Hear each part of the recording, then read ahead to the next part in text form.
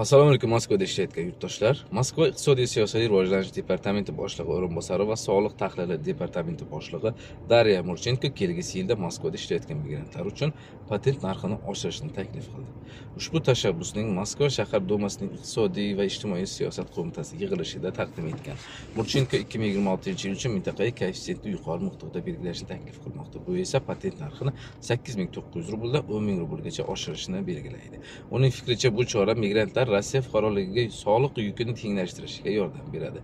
Departament boshlig'i o'rinbosari migrantlar uchun patent narxi Rossiya soliq kodeksiga muvofiq patentning bazaviy qiymati Rossiya iqtisodiy rivojlanish vazirligi tomonidan har yili belgilanadigan federal koeffitsiyentning mintaqaviy iborat ekanligini taqdim etadi.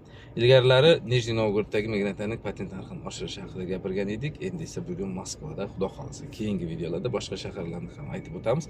Sizlar esa bittadan like bosing va Moskvada ishlayotgan tanishlaringizga ushbu videoni pozitsiya qilib jo'natib qo'yish istagingiz chiqmasin do'stlar. Xayr, salomat bo'ling.